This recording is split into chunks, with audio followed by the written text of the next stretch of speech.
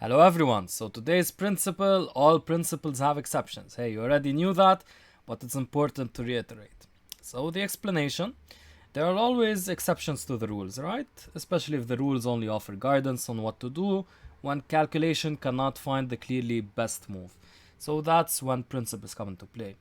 But as was mentioned previously, stronger principles have fewer exceptions, while weaker principles have more exceptions. But even so, stronger principles still have exceptions. So, yes, principles tell you what to do. Yes, they can be helpful, but they always have exceptions. And I should mention, stronger players really love to break principles. They really love to break the rules. It brings them joy, it brings them happiness. But I think weaker players should stick to not breaking principles, and stronger players should stick to meta principle number three, and that's what they actually do. They usually do that. So, yeah, that's it for the explanation of the reasoning. Now let's move on to the corollaries and sub principles. Okay, so for the corollaries and sub principles, the fact that all principles have exceptions does not mean that you should go about actively trying to find these exceptions. Of course not. You should usually apply the principles. Always err on the side of applying the principles. Indeed, exceptions remain few, and it is usually much better to err on the side of caution and to simply apply the principles. Don't go out of your way and to apply to disregard principles. And if you do, remember meta principle number 3.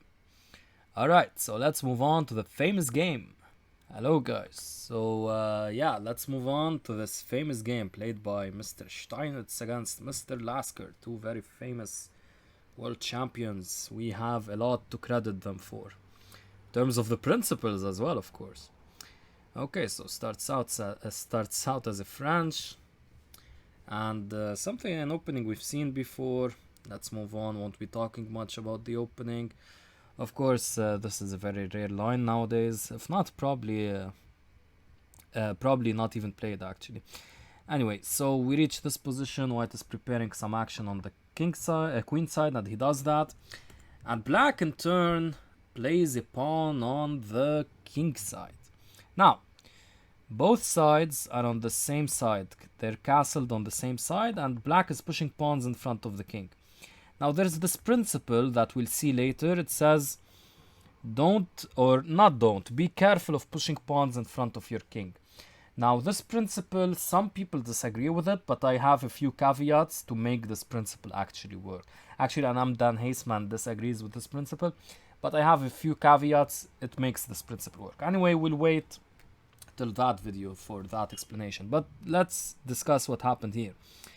The thing is, white's pieces are not well positioned to make use of the weaknesses incurred, and black has a devastating attack.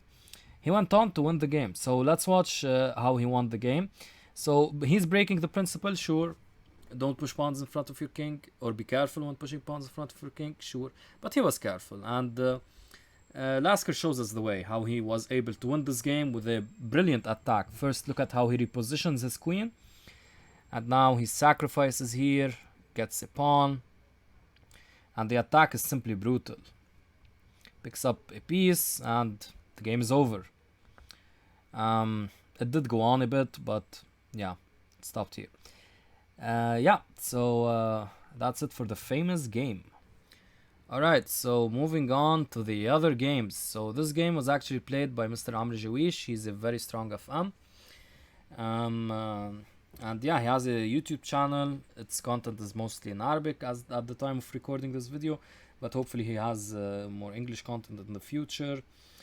And yeah, you guys should check it out. Just take a look at this game. He played really well. He got a nice advantage against his strong opponent. He played very aggressively, but unfortunately he was not able to make use of the advantage, and credits to his opponent, he turned the tide. So let's take a look at the game. Starts out as a Sicilian, open Sicilian, queen b6, it's a rare line of the Sicilian. Okay, and here Amr is playing very aggressive chess, putting the pawns here, and he gets, first of all, he gets this bishop on the long diagonal, and then black counteracts this bishop. But now Amr plays g5, pushing the knight back, and now he plays castles. So this castling move, he's breaking the principle of be careful of pushing pawns in front of your king again. and he even castles into it, which is another principle that should not be broken. He's basically castling into his opponent's attack, right?